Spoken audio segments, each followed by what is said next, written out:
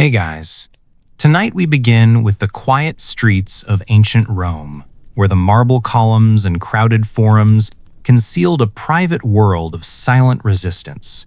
So before you get comfortable, take a moment to like the video and subscribe, but only if you genuinely enjoy what I do here. In the final century of the Roman Republic, the city of Rome was the center of an expanding empire. Armies marched across continents, senators debated laws that affected millions, and generals competed for glory. Public life belonged almost entirely to men. They voted, held office, commanded troops, and spoke in the Senate.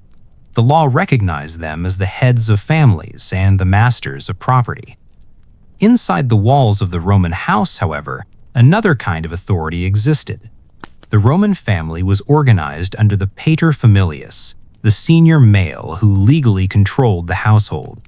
He could arrange marriages, manage property, and even decide matters of life and death in earlier periods. Yet Roman women were not as powerless as the law books suggested.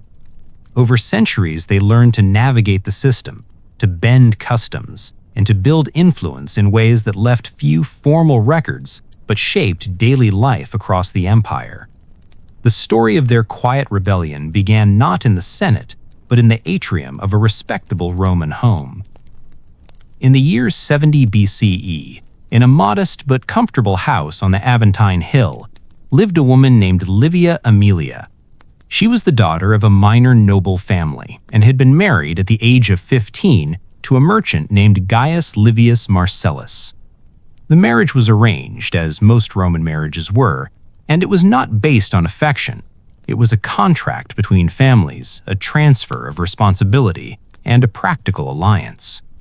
Gaius was often away, trading grain and olive oil between the ports of Italy and the eastern Mediterranean. He left the management of the household to Livia, as many Roman husbands did. While Roman law declared male authority, daily life frequently placed women in charge of servants, finances, and domestic affairs. Livia learned early that power in Rome was not always visible. It moved through letters, family connections, whispered conversations in courtyards, and the exchange of favors. She watched her mother manage accounts and negotiate with tenants. She saw her aunts quietly influence their husbands' political decisions during evening meals. By the time she was 20, she understood that influence could exist without public recognition. Roman law allowed several forms of marriage, and one of them, known as sine manu, became a silent tool of resistance. In earlier centuries, a bride passed into the legal control of her husband. She became part of his family and lost her property rights. But by the late Republic, sine manu marriages had become common. In these unions, the woman technically remained part of her father's family. Her property stayed under her control, or under a guardian often chosen by her. This legal arrangement opened a narrow but significant path. Women in sine manu marriages could own property, inherit wealth, and manage their own financial affairs. They could even divorce their husbands without needing their consent.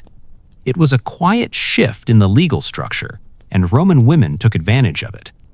Livia's father had arranged her marriage under the sine manu system.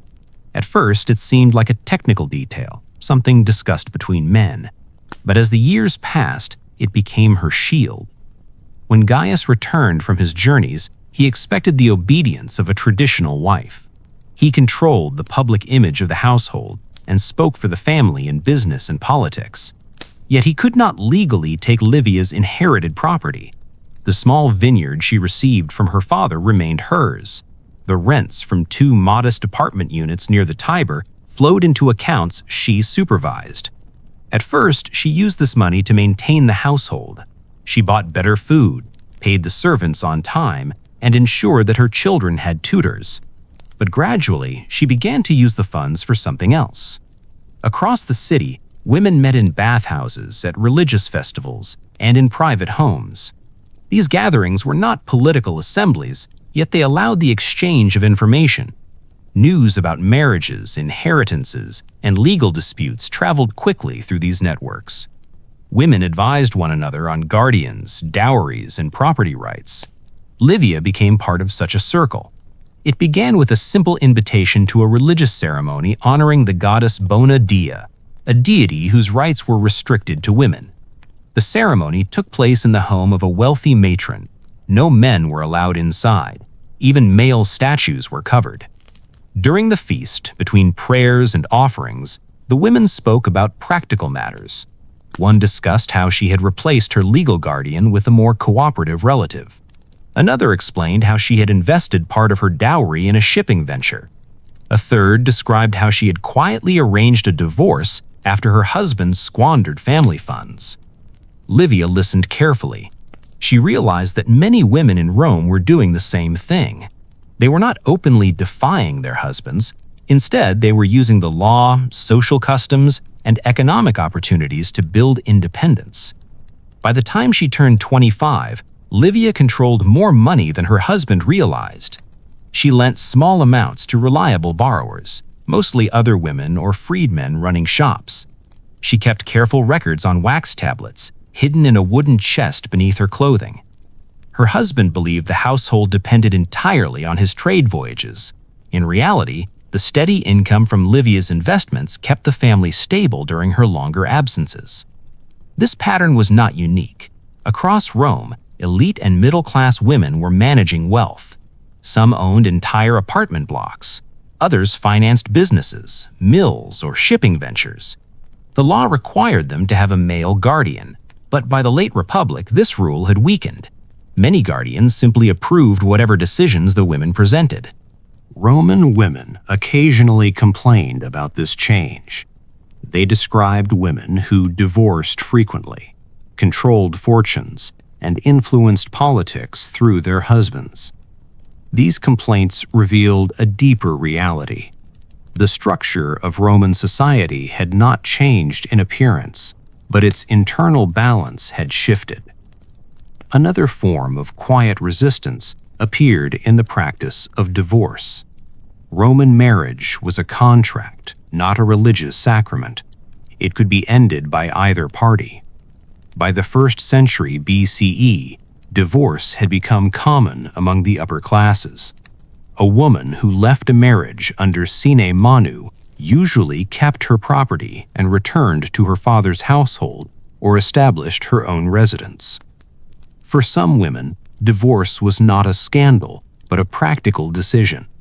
If a husband was irresponsible, violent, or financially reckless, leaving him could be a logical step.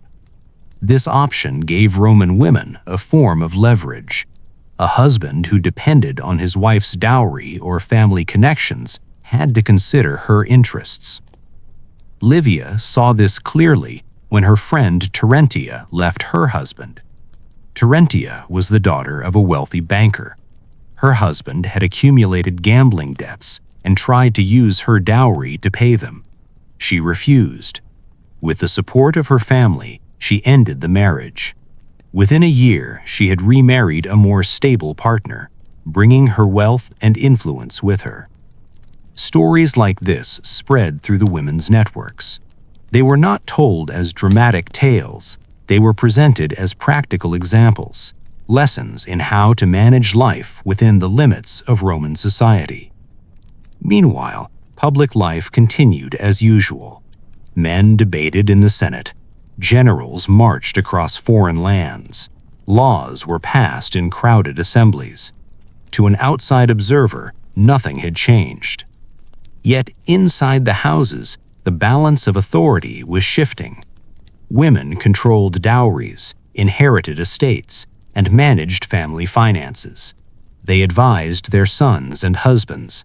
They arranged marriages that strengthened their own networks. They used religious gatherings as social forums. They quietly built systems of support that did not rely on male approval. By the time Julius Caesar rose to power, many Roman women were more economically independent than their grandmothers had been. This independence did not appear in official records, but it influenced decisions across the city. Livia's own life followed this pattern. When her husband's business suffered losses during a storm in the Aegean, it was her investments that kept the household solvent. He never admitted this publicly. In his conversations with other men, he spoke of his own skill and resilience. But in private, he relied on the stability she had built. As the years passed, Livia expanded her network. She hosted small gatherings in her own home, inviting women from different families. They discussed legal matters, shared contacts, and sometimes arranged financial partnerships. These meetings were framed as social visits, but they functioned as informal councils. No speeches were recorded, no laws were proposed. Yet through these conversations, strategies spread across the city. A young widow learned how to reclaim her dowry. A merchant's wife discovered how to manage shipping accounts. A senator's daughter found a way to influence a marriage negotiation. Each action was small. Each decision appeared private. Together, they formed a quiet transformation. Roman men still believed they controlled the household.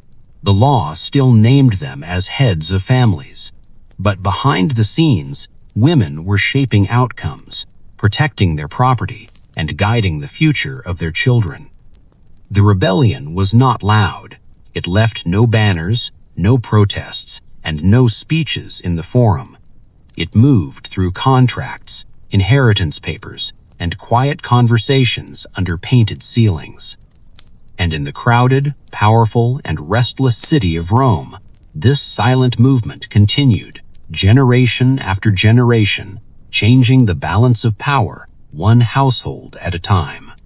In the early years of the Roman Empire, the outward image of the household remained unchanged. The husband was still the public authority. He represented the family in court, in business, and in politics. His name appeared on contracts, and his reputation defined the standing of the household.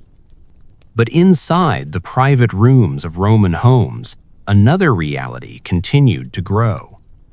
By the time Augustus became the first emperor, Roman society had already begun to shift. Wealth from conquered territories flowed into Italy. New fortunes appeared. Old aristocratic families struggled to maintain their influence.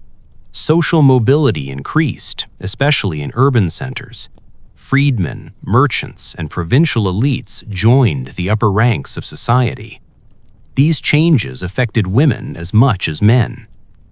In the Subura district, one of Rome's busiest neighborhoods, lived a woman named Flavia Secunda. She was not from an ancient noble family. Her father had been a freedman who ran a successful dyeing workshop. Through careful saving and clever partnerships, he had accumulated a respectable fortune. Flavia grew up watching her father negotiate prices, hire workers, and manage shipments of cloth. Unlike many girls of higher rank, she learned practical skills. She could read accounts, calculate profits, and recognize dishonest partners. At the age of 16, she married a man named Lucius, a baker who owned a shop near the Forum. The marriage was practical. It joined two families involved in trade. It also followed the sin manu system, meaning Flavia retained control over her inheritance. At first, Lucius saw her wealth as an advantage. Her dowry allowed him to expand the bakery. He bought better ovens and hired more workers. The business prospered, and the couple became known in their neighborhood. But success brought tension. Lucius believed that, as the husband, he should control all decisions. He began to treat Flavia's property as if it were his own. He borrowed from her accounts without permission. He promised money to friends and clients, assuming she would support his choices. Flavia did not confront him openly. Roman culture valued harmony within the household. Public disputes between spouses were considered shameful. Instead, she turned to the methods many Roman women had learned over generations. She began by consulting her legal guardian, an elderly cousin who rarely interfered in her affairs. She presented him with carefully written accounts showing the withdrawals. He agreed to sign documents restricting access to her funds unless she approved the transactions. Lucius discovered the change only when a creditor arrived at their door. He expected payment from Flavia's accounts, but the banker refused to release the money. The documents were clear. Without her consent, no funds could be withdrawn. The situation embarrassed him. He could not publicly accuse his wife without admitting that he had tried to use her property. Instead, he was forced to negotiate with her privately. Flavia agreed to support the business under one condition. She would manage the financial records herself. Lucius would handle the baking and customer relations. The arrangement preserved his public authority while giving her real control over the enterprise. Within a year, profits increased, waste decreased, suppliers were paid on time. The bakery expanded to serve nearby military barracks. Lucius received praise for his success, but the financial decisions came from Flavia's careful planning. This kind of arrangement became common across the empire. Women often managed the economic core of households, while men represented the family in public. In wealthier families, the pattern appeared in different forms. On the Palatine Hill, where senators and nobles lived, a matron named Cornelia Valeria oversaw an estate that stretched across several provinces. Her husband held a seat in the Senate and spent most of his time in political debates. He rarely visited the rural lands that supplied the family's income. Cornelia handled the estate through letters and trusted agents. She decided which fields to plant, which tenants to replace, and where to invest surplus grain. She arranged shipping contracts and negotiated with tax collectors. Officially, the estates belonged to her husband's family, but in practice, the decisions came from her. Roman letters from this period reveal the influence of such women. Wives advised husbands on political alliances. Mothers guided the careers of their sons. Sisters and daughters carried messages between powerful households. These actions were rarely described as rebellion. They were seen as part of family duty, yet they allowed women to shape decisions that affected the entire empire.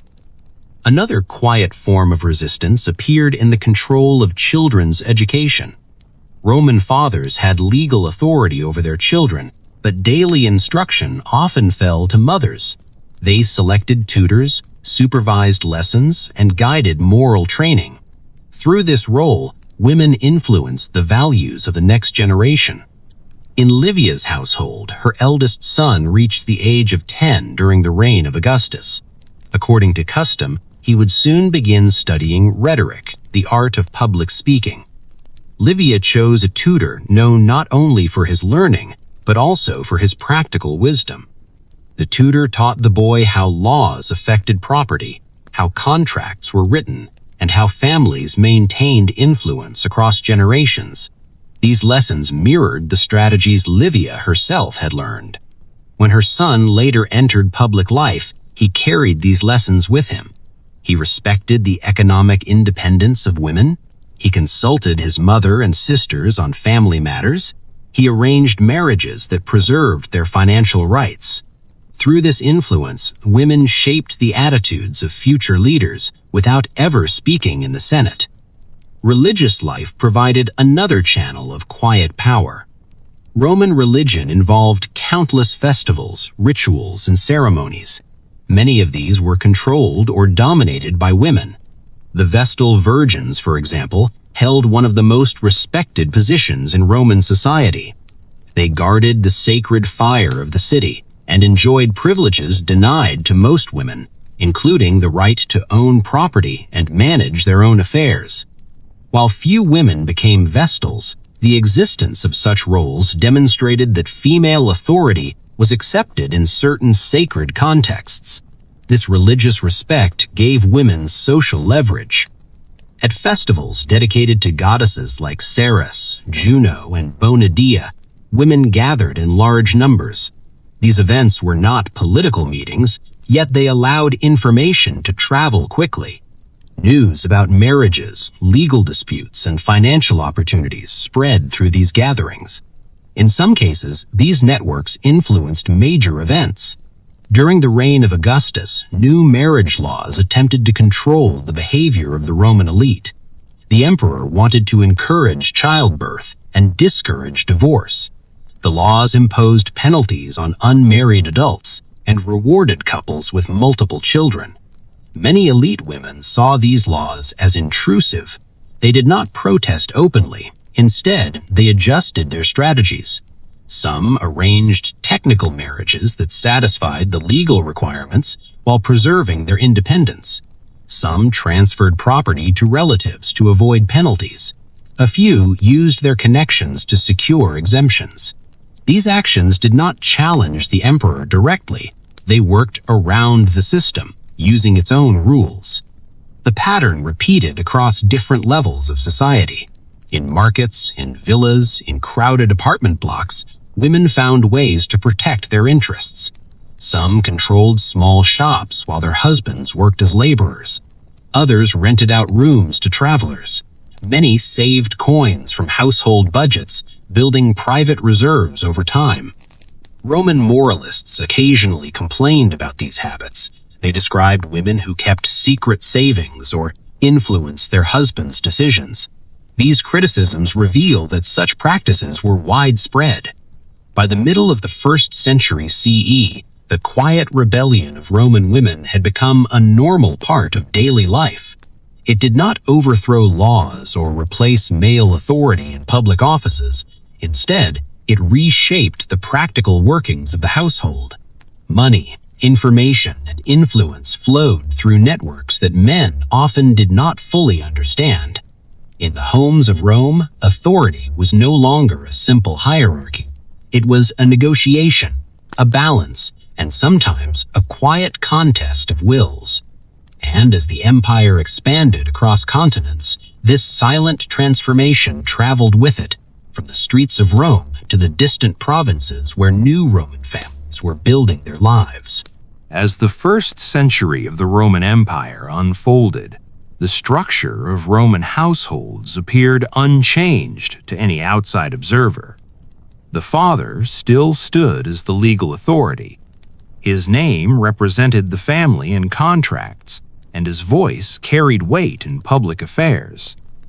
Yet behind the stone walls and painted courtyards of Roman homes, the quiet balance of power continued to shift. This transformation was not driven by a single event or law.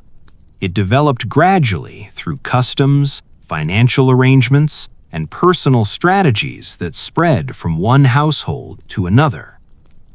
In the port city of Ostia, where ships from every corner of the empire unloaded grain, wine, and spices, lived a woman named Marcia Sabina. Ostia was a different world from the aristocratic hills of Rome. It was busy, noisy, and filled with merchants, sailors, freedmen, and immigrants from distant provinces. Marcia's husband, Publius, was a shipowner. He invested in small cargo vessels that transported goods along the Italian coast. His business required long absences. Weeks or months would pass while he negotiated contracts in distant ports. During these absences, Marcia managed the household. At first, her duties were simple. She supervised the servants, ensured the kitchen ran smoothly, and paid the local suppliers. But over time, her responsibilities expanded. Publius trusted her with small financial decisions. He asked her to collect payments from tenants who rented storage space near the harbor. He also allowed her to oversee repairs on one of the ships when it docked for maintenance. Marcia quickly proved more careful and organized than the men he usually employed. She kept precise records, compared prices, and negotiated fair contracts. When Publius returned, he found that expenses had decreased and profits had grown. Encouraged by this success, he gave her more authority. He allowed her to supervise the accounts of 2 ships instead of 1. Eventually, she handled most of the financial matters while he focused on building new partnerships. Outwardly, nothing seemed unusual. Publius still appeared as the master of the enterprise. His name was painted on the sides of the ships. He attended business meetings and signed the official documents. But the daily operation of the company depended on Marsh's decisions. This arrangement reflected a broader trend across the empire. In households where men were absent from military service, trade, or political duties, often women took over practical management. Over time, these temporary responsibilities became permanent roles. In many cases, husbands began to rely on their wives' skills. Some even preferred to leave financial matters in their hands. Yet social expectations prevented them from openly acknowledging the shift. Roman culture valued the image of male authority. A man who admitted that his wife controlled the household finances risked appearing weak. As a result, many such arrangements remained private. Another form of quiet resistance appeared in the control of dowries. A dowry was a central part of Roman marriage. It was property transferred from the bride's family to the husband, intended to support the household. However, the dowry was not entirely under the husband's control. If the marriage ended, he was often required to return it. This rule gave women and their families a form of leverage. A husband who mistreated his wife risked losing a significant portion of his wealth if she divorced him. The loss would ruin his finances. Faced with this reality, he changed his behavior. He reduced his spending, sold unnecessary luxuries, and focused on restoring the estate. Aelia's position within the household strengthened, not through open confrontation, but through the quiet pressure of legal and financial realities. In this way, the dowry system became a subtle instrument of balance. It prevented husbands from exercising absolute control and gave women a measure of protection. Meanwhile, in the crowded neighborhoods of Rome, women of lower status developed their own methods of independence. In a narrow apartment building near the Tiber lived a seamstress named Julia Felicula. She was married to a porter who carried goods along the river docks. His work was irregular and his earnings fluctuated from week to week. Julia supported the household by sewing garments for local merchants. She worked late into the night, using oil lamps to finish orders. Over time, she built a small but steady clientele. Instead of handing all her earnings to her husband, she set aside a portion in a hidden jar beneath a loose floor tile. This private reserve grew slowly, coin by coin. When her husband fell ill one winter and could not work, it was Julia's savings that kept the family alive. She paid for food, medicine, and rent without revealing the full extent of her reserve. He believed the money came from generous neighbors or relatives. Julia allowed him to keep this belief. It preserved his dignity while ensuring the family's survival. Stories like this were common in the lower classes. Women who worked as bakers, weavers, tavern keepers, or market vendors often maintained small private funds. These savings gave them a degree of independence and security.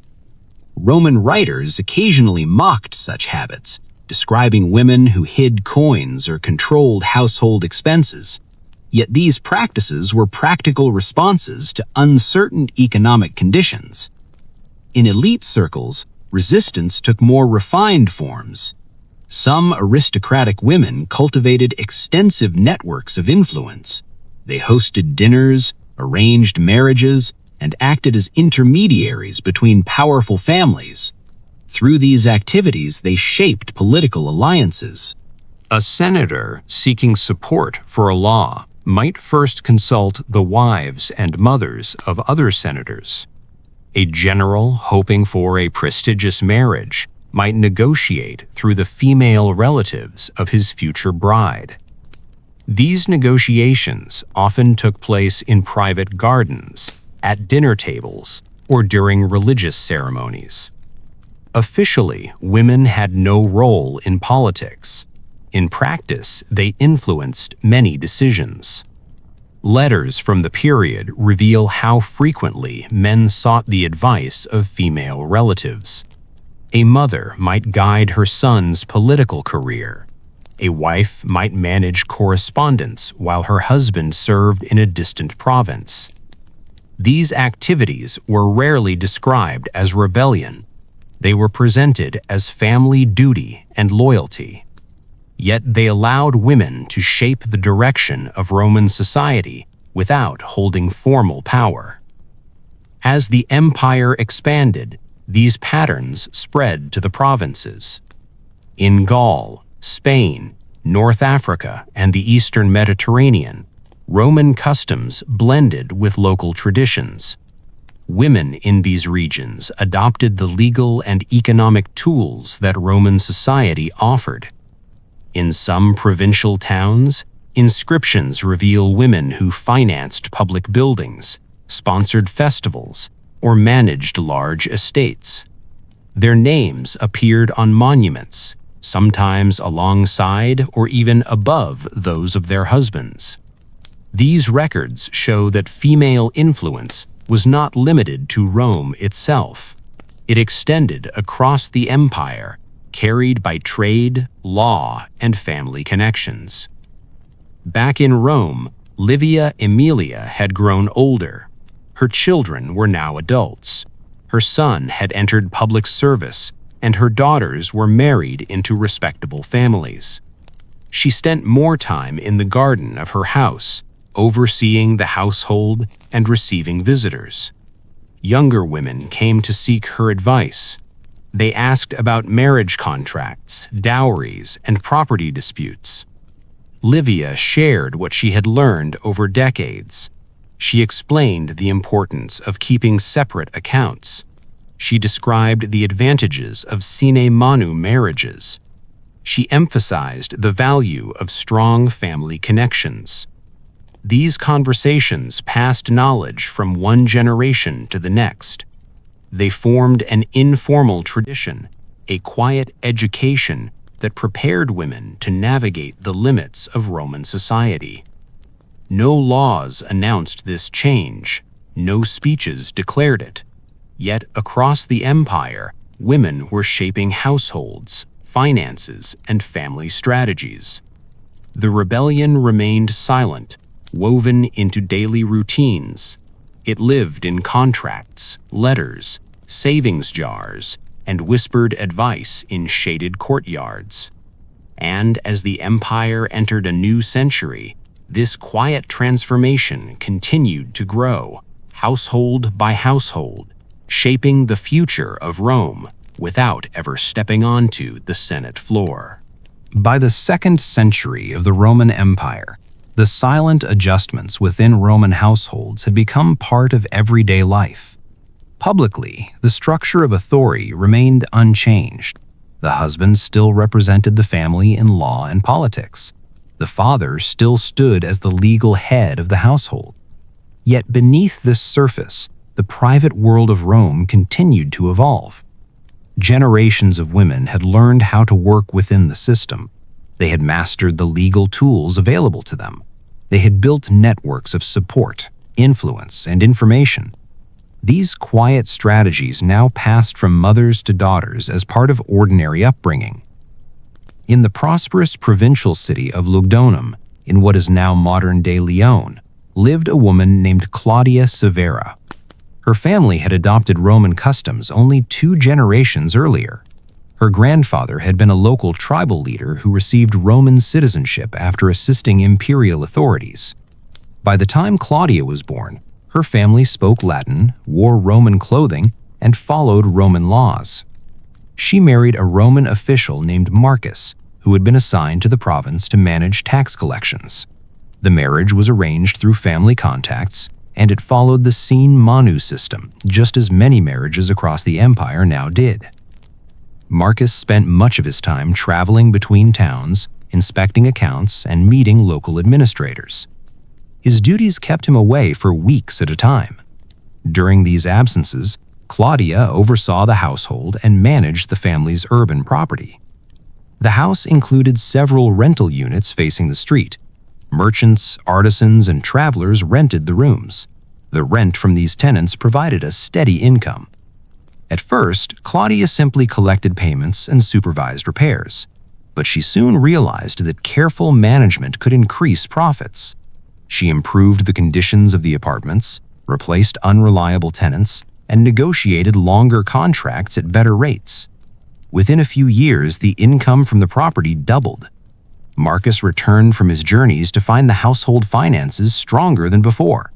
He accepted the improvements without question, assuming they were the result of normal adjustments. Claudia did not correct this assumption. She understood that her authority depended on remaining invisible in public. The less attention drawn to her role, the more freely she could act.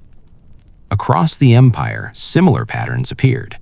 In Antioch, Alexandria, Carthage, and other major cities, Roman women managed shops, estates, and workshops. Some oversaw textile production. Others controlled shipping contracts or agricultural lands. Their names rarely appeared in official records, yet their decisions affected local economies. The legal environment of the 2nd century made this possible. Roman law had gradually softened its restrictions on women. Guardianship rules still existed, but in many cases they became little more than formalities. A woman could request a different guardian if the current one was uncooperative. Some even received exemptions from guardianship altogether, especially if they had borne a certain number of children or belonged to privileged families. These changes were not presented as a revolution. They appeared as practical adjustments to social realities. But their effect was significant. Women gained more freedom to manage their own affairs. In Rome itself, a matron named Pomponia Longina became known among her social circle for her careful management of family assets. Her husband, a retired military officer, had invested in several estates across Italy. He spent his days attending social gatherings and recounting stories from his campaigns. He rarely visited the estates or examined their accounts. Instead, he left these matters to his stewards. Pomponia quietly replaced 2 of these stewards after discovering irregularities in their records. She hired more reliable managers and introduced stricter accounting methods. She also diversified the estate's production, planting new crops that were in higher demand in the city. Over time, the income from the family increased significantly. Marcus took pride in the improved fortunes of the estates. He credited the success to favorable weather and loyal workers. Pomponia never corrected him. Her influence remained hidden, but it shaped the family's prosperity. This form of silent authority became a defining feature of Roman households. Women often handled the practical realities of daily life, while men maintained the public image of control. Another area where women exercised quiet influence was in the arrangement of marriages.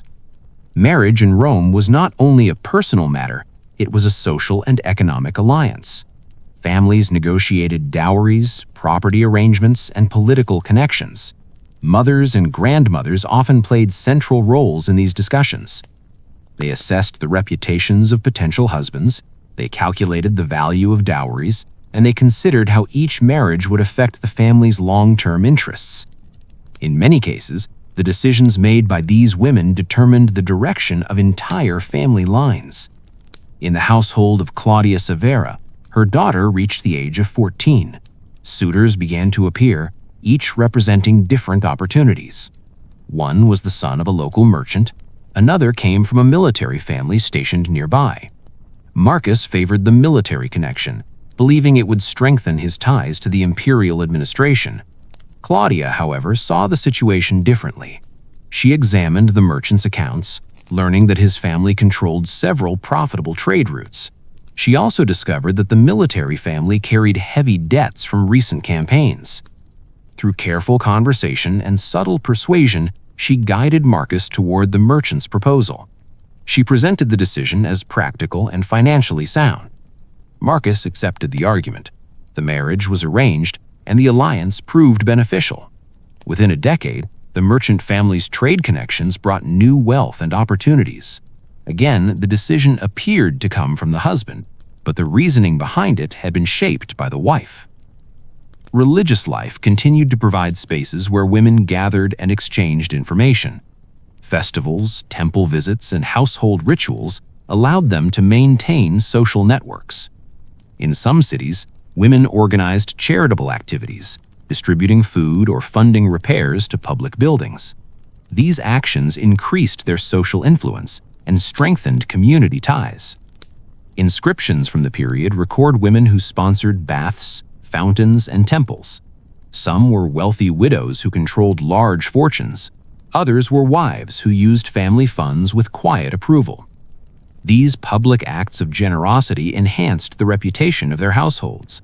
They also gave women a visible presence in the life of the community, even without formal political roles. Meanwhile, inside private homes, small acts of independence continued. A wife might keep her own set of accounts. A widow might manage an estate without male supervision. A daughter might negotiate the terms of her own dowry. Each action appeared ordinary. Together, they formed a pattern that had grown over centuries. By the middle of the 2nd century, Roman society had accepted this balance. The law still spoke of male authority, but daily life often depended on female management. In her later years, Livia Amelia watched this transformation with quiet satisfaction.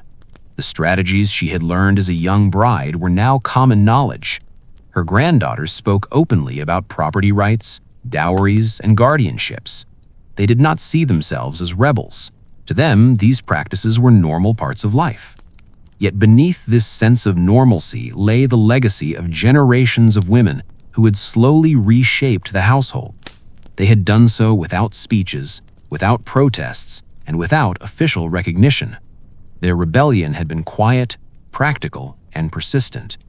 And as the empire reached its height, stretching from Britain to the deserts of Syria, this silent transformation continued to move through its cities and villages, carried not by armies or laws, but by the steady hands of women managing the everyday life of Rome. By the late 2nd century, the Roman Empire stood at the height of its territorial power. Roads stretched across continents, trade routes connected distant ports, and cities from Britain to Egypt followed the rhythms of Roman law and custom. Yet the greatest changes in Roman society were not visible on maps or in military campaigns. They unfolded quietly inside homes, workshops, and estates. The silent adjustments that women had made over generations were now deeply woven into daily life. What had once seemed like subtle acts of resistance had become ordinary practice. In the city of Ephesus, a prosperous port in the eastern provinces, lived a woman named Domitia Lupa. Her family had traded in textiles for decades. Her father owned a workshop that produced dyed fabrics for local markets and for export across the Mediterranean. From childhood, Domitia had walked among looms and dye vats. She watched workers stretch cloth across wooden frames. She listened to her father bargain with merchants from Syria, Greece, and Italy. Numbers, weights, and prices were part of her daily surroundings. When she was 17, she married a Roman official named Quintus. He served in the provincial administration, collecting taxes and managing legal disputes.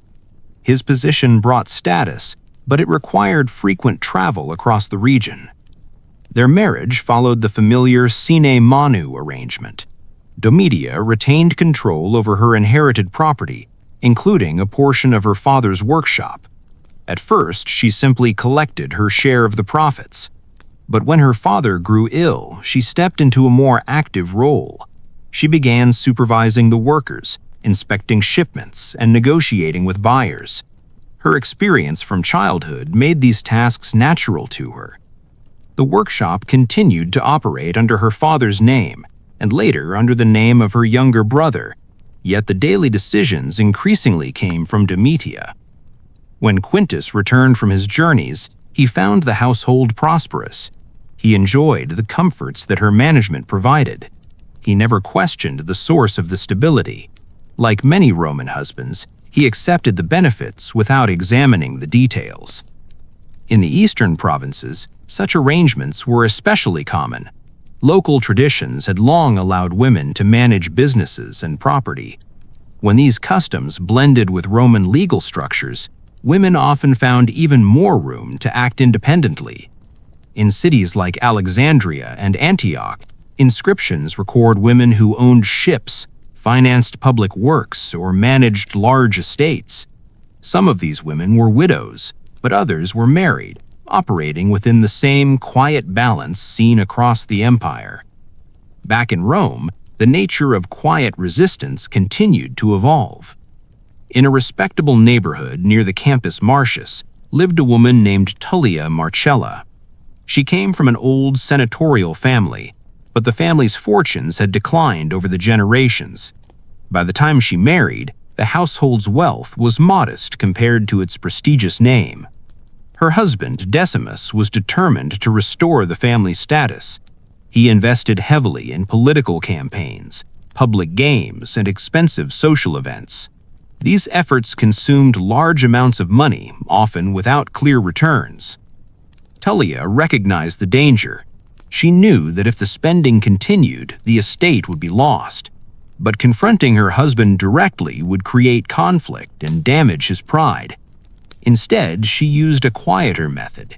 She began transferring small portions of her dowry into secure investments. She purchased shares in grain shipments and lent money to reliable borrowers.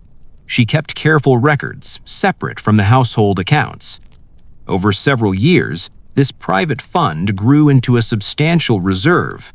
When one of Decimus's political ventures failed and creditors demanded payment, Tullia quietly used her reserve to settle the debts. The estate remained intact. Decimus believed that the money came from distant relatives. Tullia allowed the assumption to stand. Her actions preserved the family's position without public conflict.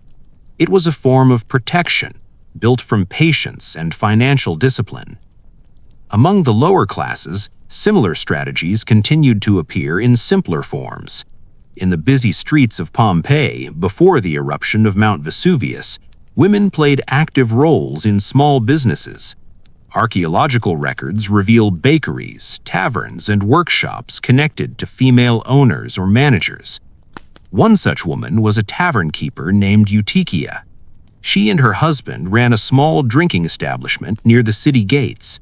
While he served wine and spoke with customers, she handled the accounts and purchased supplies. Over time, she built relationships with suppliers and negotiated better prices. She also introduced simple meals alongside the wine, increasing profits. The tavern became popular among travelers and laborers. Her husband remained the public face of the business, yet the success of the tavern depended on her careful management. These stories, repeated across cities and provinces, reveal the same pattern. Women rarely challenged their husbands openly. Instead, they built influence through competence, financial skill, and social networks. Another quiet form of resistance appeared in the role of widows. In Roman society, a widow often gained more legal freedom than a married woman. She could control her property directly and make decisions without consulting a husband. Some widows chose to remarry, but others preferred to remain independent. In the city of Carthage, a widow named Aurelia Fausta inherited a large estate after her husband's death. Her relatives encouraged her to remarry quickly, believing a male head was necessary to manage the property. Aurelia refused. She hired experienced stewards, oversaw the accounts herself, and managed the estate for decades. Under her leadership, the property expanded and its income increased. Her decision influenced other women in the region. Some began to delay remarriage or negotiate stronger financial terms before entering a new marriage. These choices gradually changed expectations. Marriage was no longer seen as the only secure path for a woman. Economic independence, though still limited, became a visible possibility. As the 2nd century drew to a close, the empire began to face new challenges. Wars along the frontiers, economic pressures, and political instability created uncertainty. In times of crisis, the quiet strength of Roman households became even more important. Women who managed finances, food supplies, and family networks helped their families survive difficult periods. In Lugdunum, Claudia Severa grew older. Her daughter's marriage brought new trade connections. The household prospered, even as the empire faced occasional unrest. Claudia spent her later years advising younger women, just as Livia Aemilia had done in Rome decades earlier. She spoke about contracts, dowries, and property rights. She emphasized patience, careful planning, and the importance of financial independence. These lessons traveled across generations, shaping the behavior of women who would never meet one another, yet shared the same quiet traditions. By this time, the silent rebellion of Roman women had become part of the empire's foundation. It existed in bakeries and villas, in workshops and senatorial homes, in busy ports and quiet provincial towns. It did not overthrow laws or challenge authority in public. Instead, it reshaped the everyday workings of society. Households depended on the steady hands of women who managed accounts, guided marriages, raised children, and protected family wealth. Their influence was rarely recorded in official histories, but it touched every corner of the empire. And as Rome entered a more uncertain age, this quiet strength would prove to be one of the most enduring forces in its society. As the 3rd century began, the Roman Empire entered a period of growing uncertainty. The stable rule of earlier emperors gave way to frequent changes in leadership, border conflicts, and economic strain. Armies proclaimed new emperors in distant provinces. Trade routes became less predictable, and the value of Roman currency fluctuated. In these unsettled times, the quiet structures inside Roman households became even more important. Families depended on steady management, careful savings, and reliable social networks. Many of these responsibilities rested in the hands of women. Across the empire, the patterns established in earlier centuries continued to shape daily life. In the North African city of Lepsis Magna lived a woman named Septimia Cassia. Her family had prospered through olive oil production. Vast groves stretched across the countryside, supplying oil to markets in Italy and beyond. Cassia married a local magistrate named Lucius Septimius. His duties kept him busy with legal disputes, tax assessments, and municipal administration. He rarely visited the estates outside the city, trusting his overseers to manage the work. Cassia, however, took a different approach. She traveled to the groves regularly, inspecting the presses and storage facilities. She spoke directly with the workers and stewards, listening to their concerns and observing the condition of the trees. She noticed that some presses were outdated and inefficient. Others were poorly maintained, wasting oil during production. Without making public announcements, she ordered repairs and replaced several unreliable overseers. She also negotiated new transport contracts with ship captains who offered better rates. These changes reduced costs and increased profits. Lucius noticed the improvement in the family's income. He attributed it to favorable harvests and stable markets. Cassia did not correct him. She understood that her effectiveness depended on quiet action rather than public recognition. Meanwhile, in the eastern city of Antioch, a different kind of household adjustment was taking place. There lived a woman named Julia Zenobia, the daughter of a merchant family. She married a man who dealt in imported luxury goods. His business depended on caravans arriving from distant regions, carrying spices, silk, and precious stones. The trade routes became increasingly unstable as conflicts disrupted the eastern provinces. Caravans arrived late or not at all. Prices fluctuated sharply, Julia recognized the danger. She began investing part of her dowry in local businesses instead of relying solely on long-distance trade. She financed a pottery workshop and a grain storage facility within the city. These investments produced steady income even when caravans failed to arrive. Over time, the local ventures became more profitable than the luxury trade. Her husband continued to focus on distant markets, hoping for large profits. But the stability of the household depended on Julia's quieter, more reliable investments. This pattern repeated across the empire during the 3rd century. As political conditions became less stable, many women focused on practical local solutions. They managed farms, shops, and workshops that could survive even when long-distance trade faltered. Their actions did not appear in imperial proclamations or military reports, yet they helped sustain the everyday life of the empire. Another area where women exercised quiet influence during this period was in the management of inheritance.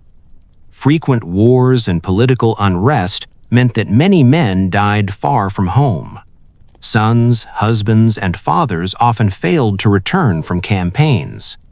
As a result, women inherited property and found themselves responsible for estates, workshops, and businesses. In the city of Mediolanum in northern Italy lived a woman named Aemilia Proba. Her husband, an officer in the Roman army, died during a border conflict. The news arrived months after his death. The estate he left behind included farmland, a townhouse, and several tenants who rented small plots. Relatives advised Aemilia to remarry quickly, believing that a male head of household was necessary. She chose a different path. Instead of remarrying, she hired experienced stewards and studied the estate accounts herself. She learned how much each tenant owed, how crops were rotated, and how taxes were calculated. Over time, she gained confidence in her decisions. She replaced unproductive fields with more profitable crops. She improved storage facilities to reduce spoilage. Within a few years, the estate's income increased.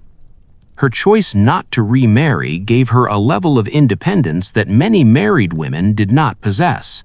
She managed her affairs without needing approval from a husband. Other widows in the region noticed her success. Some began to follow similar paths, delaying remarriage or negotiating stronger financial terms before entering new unions. These individual choices slowly changed social expectations. Back in Rome, the effects of the 3rd century crisis could be felt in everyday life. Prices rose, coins lost value, and supplies became uncertain. In one crowded neighborhood near the Forum Boarium lived a woman named Licinia Callista. She and her husband ran a small stall selling cooked meals to workers and travelers. As prices rose, her husband tried to maintain profits by raising the cost of meals. Customers began to disappear, choosing cheaper options. Licinia took a different approach. She reduced portion sizes slightly and introduced simpler dishes made from inexpensive ingredients. She also built relationships with local farmers, buying produce directly from them at lower prices. Her strategy kept the stall busy even during difficult months. Customers appreciated the affordable meals, and profits stabilized. Her husband took pride in the stall's survival, speaking of his resilience and experience. Yet it was Licinia's practical adjustments that kept the business alive.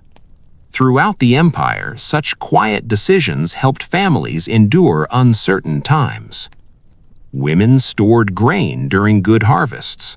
They maintained networks of relatives and neighbors who could offer assistance. They preserved savings in jewelry or hidden coin reserves. They managed estates and workshops when men were absent. These actions formed a silent safety net across Roman society. In her old age, Domitia Lupa of Ephesus watched her grandchildren grow up among the looms and dye vats. She taught her granddaughters how to measure cloth, calculate profits, and recognize honest traders. She did not describe these lessons as rebellion. To her, they were simply practical skills, necessary for survival and stability. Yet these same skills had quietly reshaped the balance of power inside Roman households for generations. By the middle of the 3rd century, the empire faced its greatest challenges. Emperors rose and fell in rapid succession. Borders were threatened. Cities struggled with shortages and unrest. Through all of this, the private world of the household remained remarkably resilient. And at the center of that resilience were women who managed resources, preserved family wealth, and guided daily life with steady, practical judgment. Their rebellion was never loud. It did not march in the streets or challenge emperors. Instead, it lived in ledgers, storage jars, contracts, and quiet decisions made at kitchen tables and garden benches.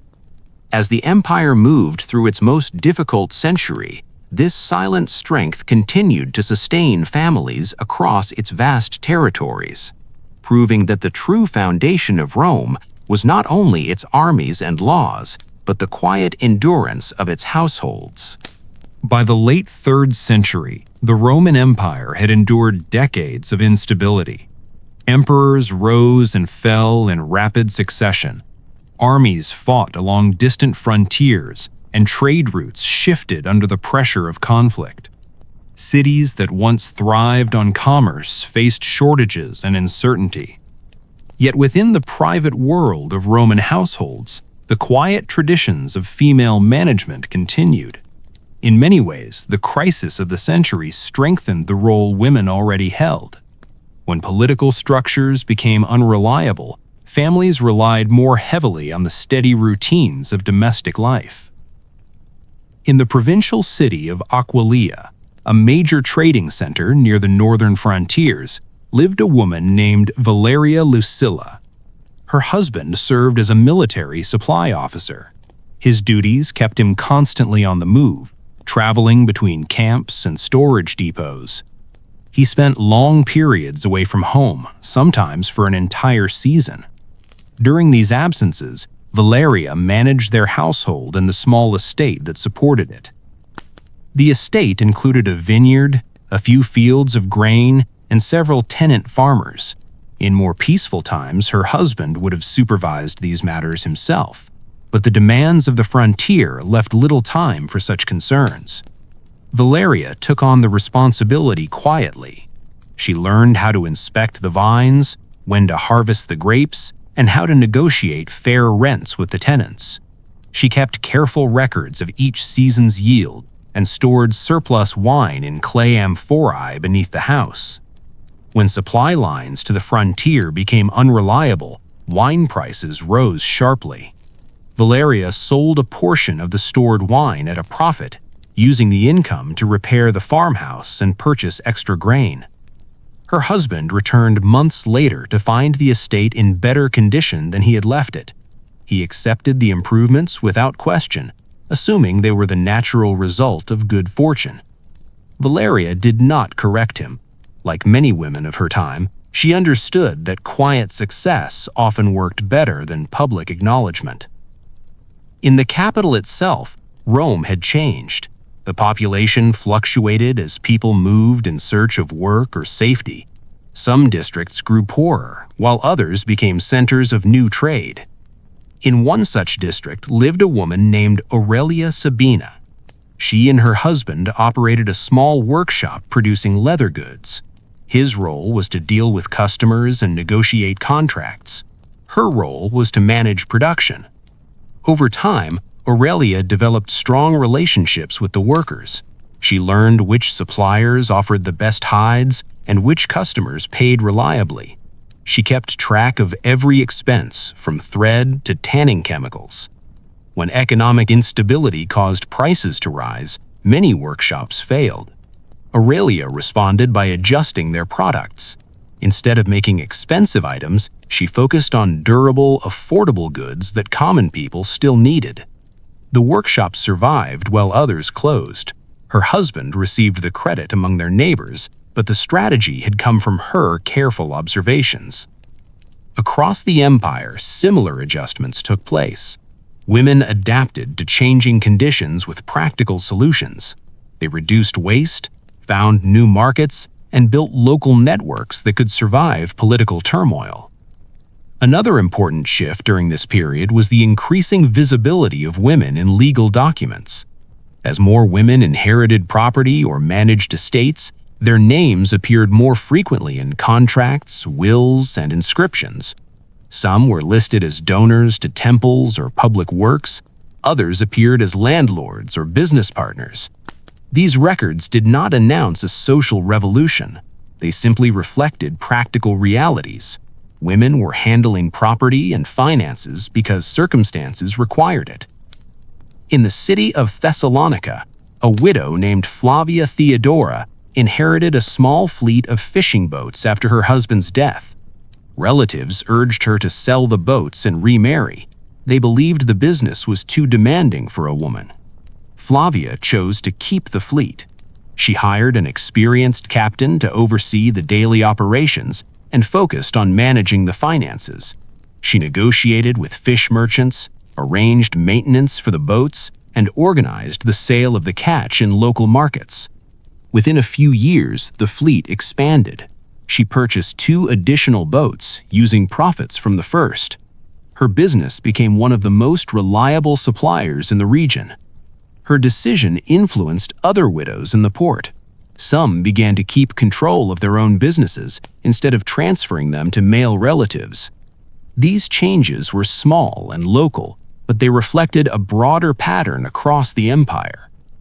Back in Aquileia, Valeria Lucilla's children had grown into adulthood. Her daughter, Marcia, prepared to marry a young officer stationed in the region. As the marriage negotiations began, Valeria insisted on certain conditions. She arranged for the marriage to follow the sin manu system, ensuring that her daughter would retain control over her property. She also structured the dowry in a way that protected it from misuse. These decisions were presented as practical family arrangements, yet they continued the long tradition of quiet resistance that stretched back centuries.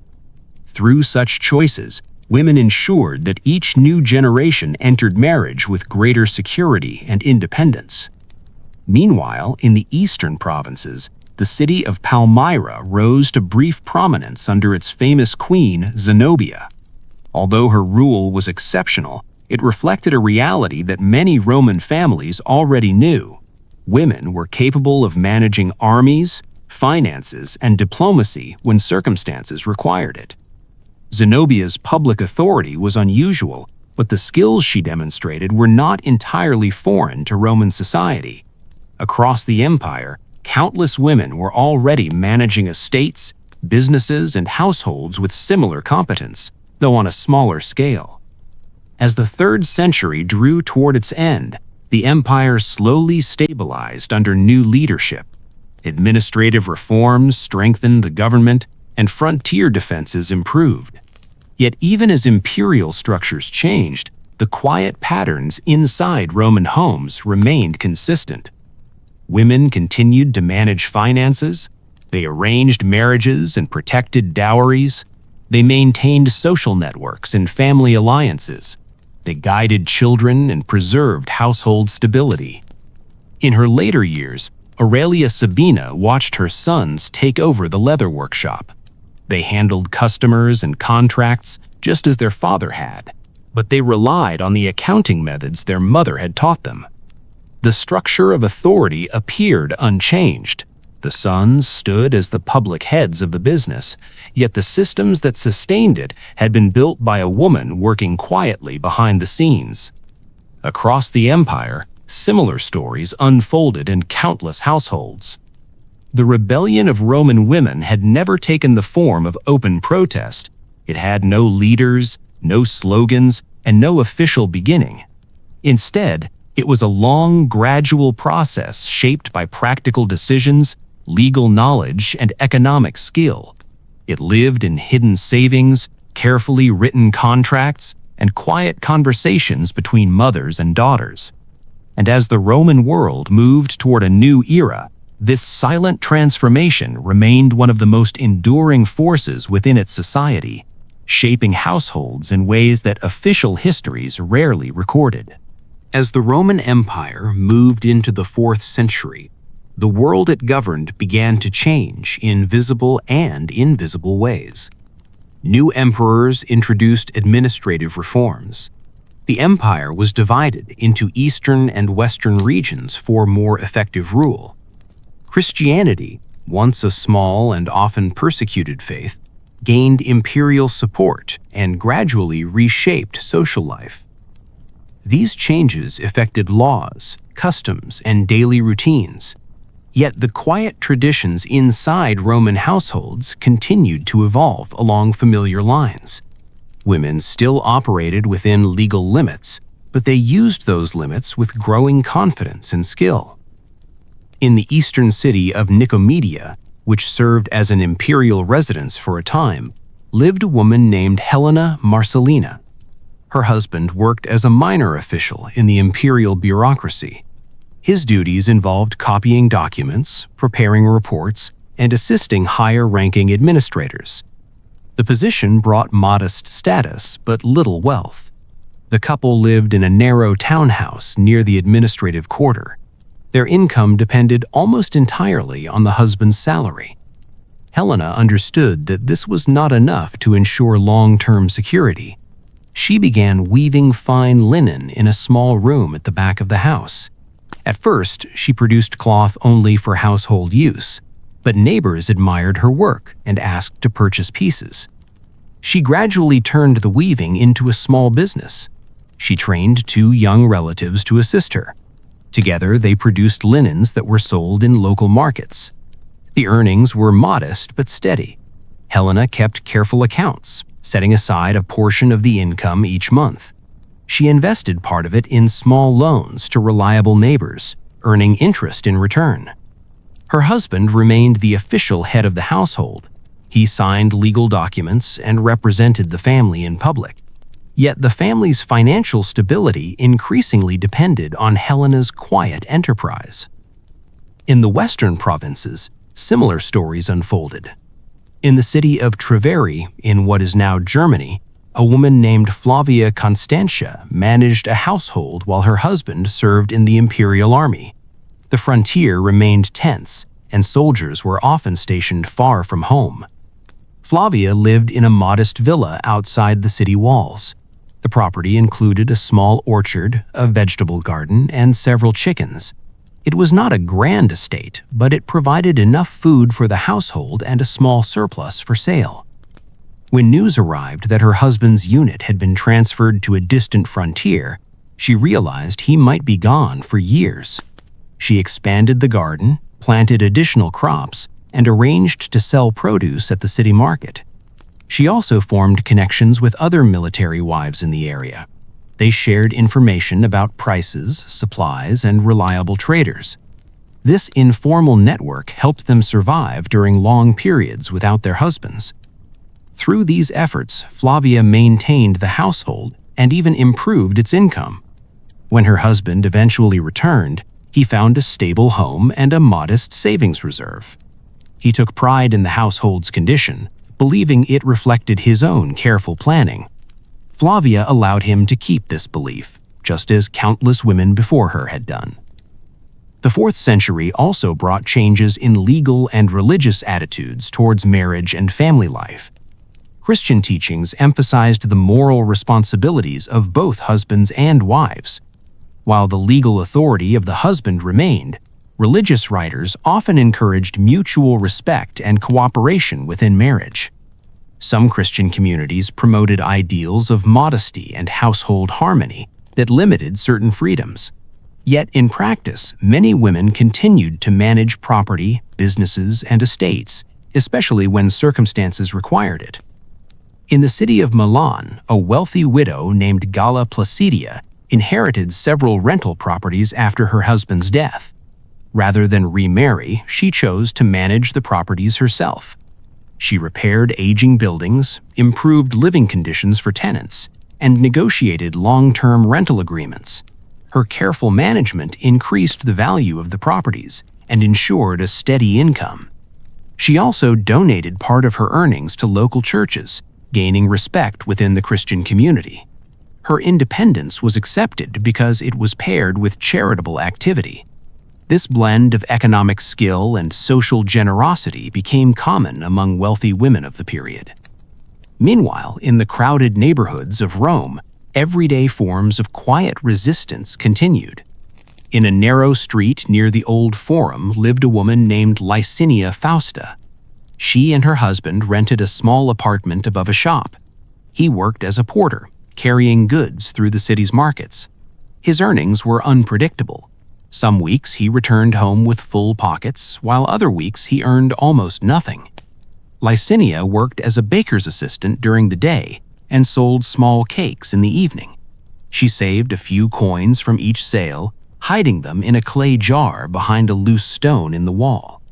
Over time, the jar filled with a modest reserve. When her husband was injured and unable to work for several months, it was her hidden savings that paid the rent and bought food. He believed the money came from a distant relative. Licinia allowed the story to stand. It protected his pride while ensuring the family's survival. Across the empire, these small practical acts formed a quiet pattern that had lasted for centuries. Women learned to read contracts. They managed dowries and inheritances. They built private savings. They arranged marriages and maintained social networks. They oversaw farms, workshops, and shops when men were absent. By the 4th century, these practices were no longer unusual. They were part of ordinary life. In Nicomedia, Helena Marcellina's weaving business had grown. Her son now assisted her with sales, while her daughter learned the craft of weaving. Helena taught her daughter the same lessons passed down through generations. Keep your own accounts. Understand the value of your property. Build connections with reliable people. Preserve a private reserve for difficult times. These teachings did not sound like rebellion. They sounded like common sense. Yet they carried the legacy of centuries of quiet resistance. Each lesson reflected the experiences of countless women who had navigated the limits of Roman law and custom. As the empire continued to transform, with new religions, new capitals, and new political structures, the private world of the household remained a place of steady continuity. And at the heart of that continuity were women who managed resources, protected family wealth, and shaped the daily life of the empire without ever stepping into the formal arenas of power. Their rebellion had always been silent. It left no speeches, no monuments, and no proclamations. But it lived on in the habits, skills, and quiet decisions passed from one generation to the next, forming an invisible thread that stretched across the long history of Rome. By the 2nd century of the Roman Empire, the quiet patterns of domestic resistance had become deeply woven into everyday life. Roman society still praised the ideal of the obedient wife, yet the legal and economic realities had shifted. Women in many elite and middle-class households lived under sine manu marriage, meaning they technically remained part of their father's family rather than their husband's authority. This structure allowed them to hold property, inherit wealth, and make decisions that were not always visible to the men who claimed to lead the household. In this environment, subtle forms of independence became routine. A wife might manage a small estate, invest in shipping ventures, or lend money to traders through agents. These activities were often recorded in wax tablets and papyrus contracts, not in public speeches or official histories. The male authors of Rome's literature rarely noticed these quiet transactions, yet they formed the backbone of many urban economies. The port cities of the empire revealed especially clear examples. In Ostia, the harbor of Rome, inscriptions show women acting as patrons of shipping guilds, warehouse owners, and business sponsors. Some financed the construction of storage facilities or temples, gaining influence in the commercial districts. Their husbands might have held formal authority, but the capital often came from the wife's inheritance or personal fortune. A Roman husband who depended on his wife's property found it difficult to exercise strict control. The law required the return of a woman's dowry if the marriage ended. If a husband became abusive, wasteful, or politically reckless, the wife could leave and reclaim her wealth. This threat acted as a constant restraint. Many men adopted a more cooperative attitude, not out of affection, but out of practical necessity. Divorce remained socially acceptable and relatively simple to arrange. A message delivered by a slave or freedman could end a marriage. The wife's relatives or financial agents would then begin the process of retrieving her dowry. These procedures often took place quietly, without public scandal. In this way, women could remove themselves from unfavorable situations without direct confrontation. Literary sources from the period occasionally reveal the frustration of male authors. Some complained that women were becoming too independent, too fond of luxury, or too eager to control their own money. These complaints were often exaggerated, but they reflected real changes in social balance. The moralists who wrote these criticisms were reacting to a world in which the traditional image of male authority no longer matched everyday practice. Another quiet form of resistance appeared in education. Wealthy Roman girls increasingly received instruction in reading, writing, and arithmetic. Some learned Greek literature, philosophy, and poetry. This education was not always intended to produce independence, but it provided intellectual tools that allowed women to understand contracts, correspond with distant relatives, and manage estates. Letters preserved from Egypt, where the dry climate protected papyrus documents, show women writing to officials, negotiating business matters, and arranging shipments of grain or textiles. These letters use formal legal language and demonstrate clear understanding of economic systems. The writers did not present themselves as rebels, they simply handled affairs that earlier generations of women might never have touched. Religious life also offered opportunities for influence. Women served as priestesses, patrons of temples, and organizers of festivals.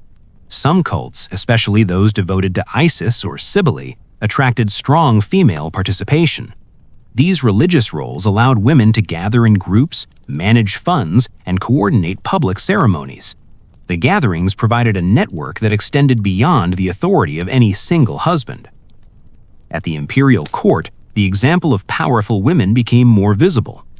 Empresses such as Plotina, the wife of Trajan, or Sabina, the wife of Hadrian, participated in public ceremonies and influenced charitable projects. Although official histories often described them in traditional terms, inscriptions and dedications reveal their role in funding buildings, supporting communities, and shaping imperial image. These examples from the highest levels of society filtered down into ordinary households. When people saw women associated with public works or honored in inscriptions, the idea of female influence became more familiar. It no longer seemed unusual for a wife to manage property or direct servants according to her own decisions. In rural areas, similar patterns emerged. Estate records show women supervising agricultural operations, negotiating rents, and organizing harvests. Some widows managed large properties for decades, demonstrating that practical authority did not always belong to a male figure.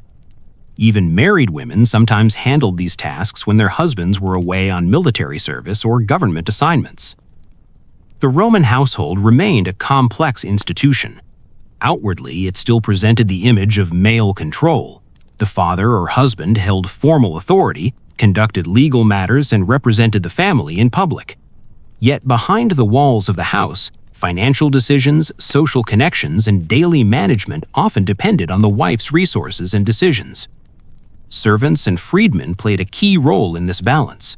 Many were loyal to the mistress of the house rather than the master. They carried her letters, managed her accounts, and followed her instructions. Through these networks, a woman could influence events beyond the domestic sphere without ever appearing in public debates. Legal petitions from the provinces provide further evidence. Some documents show women appealing directly to governors or imperial officials for justice. They complained about property disputes, inheritance problems, or abusive guardians. The language was formal and respectful, but the act itself demonstrated initiative and independence. By the late 2nd century, these patterns had become part of the empire's social fabric. Roman women did not stage revolutions or organize public protests. Their resistance was quieter, built into legal structures, financial arrangements, and personal relationships. They used dowries, inheritances, religious roles, education, and household management to shape their lives. The result was a society in which formal authority and practical power often diverged. A husband might hold the title of head of the household, but the stability of that household frequently depended on the wife's resources and decisions. This balance did not eliminate conflict, but it created space for negotiation and subtle influence. These quiet adjustments did not appear dramatic enough for the grand histories of Rome. Most ancient writers focused on wars, emperors, and political scandals. Yet the daily lives of Roman women reveal another kind of transformation, one carried out not in public assemblies, but in private accounts, marriage contracts, letters, and religious gatherings. Over generations, these small acts accumulated. They reshaped expectations about marriage, property, and authority. Without speeches or declarations, Roman women altered the structure of domestic life, leaving a legacy that can still be traced in legal texts, inscriptions, and the silent records of everyday transactions. The 3rd century of the Roman Empire. The social and economic patterns that had allowed Roman women to exercise quiet influence were firmly established. The empire itself was changing. Political instability, military crises, and economic pressures forced households to become more practical and flexible. In this environment, women's control over property, trade, and domestic management became even more important. Roman law continued to treat marriage primarily as a private contract rather than a sacred and unbreakable bond. The tradition of sine manu marriage remained common, especially among the urban and provincial elites. A woman stayed legally tied to her father's family and retained control over her property. This structure gave her a degree of independence that many earlier societies did not permit. As political turmoil increased, the economic strength of families often depended on careful financial planning. Women who managed estates, shops, or shipping investments became essential to household survival. In some cases, they handled accounts while their husbands served in the army or in provincial administration. Letters from this period show wives negotiating rents, arranging repairs, and collecting debts. In many towns across the empire, inscriptions record women as benefactors of local communities. They donated funds for baths, fountains, temples, and public festivals. These acts were not direct challenges to male authority, but they placed women in visible positions of respect and influence. Their names were carved into stone, ensuring that the community recognized their contributions. The economic independence of women also shaped family relationships. A husband who depended on his wife's dowry or inheritance had to consider her interests. If he mismanaged the household finances or behaved recklessly, she could seek divorce and reclaim her property. This possibility encouraged negotiation and cooperation rather than absolute control. Roman divorce procedures remained relatively simple. A written notice or formal declaration could dissolve a marriage. Afterward, legal agents handled the return of the dowry. These processes were often routine and practical, reflecting the Roman view of marriage as a social arrangement rather than a permanent sacrament. Education continued to spread among women of wealthier households. Girls learned to read and write Latin, and many also studied Greek literature. Some learned accounting, which allowed them to manage estates and business ventures directly. This knowledge gave them tools to protect their financial interests and communicate with officials or partners. The influence of imperial women also became more visible during this period. Empresses appeared on coins, in public ceremonies, and in official dedications. Their images symbolized stability and prosperity for the empire. Although their roles were carefully framed within traditional ideals, their public presence reinforced the idea that women could hold positions of honor and authority. In provincial cities, Local priestesses and benefactors followed similar patterns. A wealthy woman might sponsor a temple renovation, provide funds for a festival, or support a guild. These activities connected her to civic life and expanded her network of influence beyond the household. Religion continued to offer spaces for female organization. Women participated in cults that emphasized community, charity, and ritual gatherings. Through these religious networks, they formed connections that crossed family boundaries. These ties could provide support during times of marital conflict, widowhood, or financial difficulty. The 3rd century was also a time of increasing legal complexity. Emperors issued new edicts and legal clarifications, some of which addressed inheritance and guardianship. In several cases, the law gradually reduced the need for male guardians over adult women, especially those with significant property or children.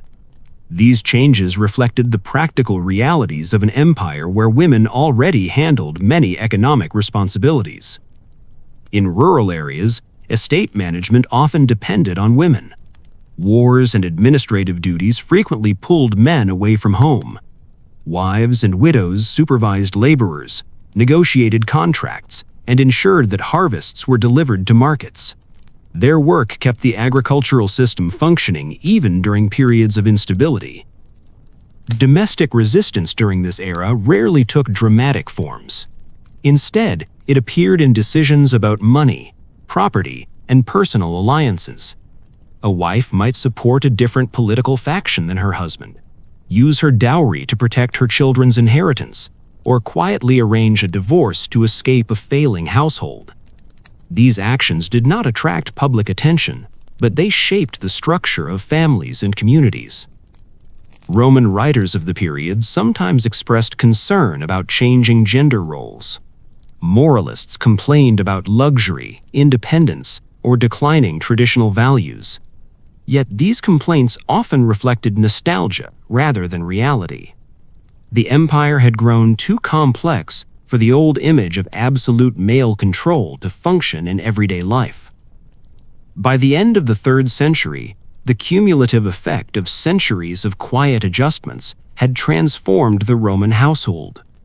Women still operated within social expectations of modesty and loyalty, but they also controlled property, influenced decisions, and managed essential economic activities. The story of Roman women's resistance was never about open rebellion. It was about adaptation. Through legal rights, financial strategies, education, religious roles, and social networks, they reshaped their place in society. Their influence did not come from speeches or public protests, but from steady control over the resources that sustained the family and the state. Across the centuries of Roman history, these subtle actions formed a continuous thread. They reveal a world in which authority was not always visible, and power often moved quietly through contracts, letters, and household accounts.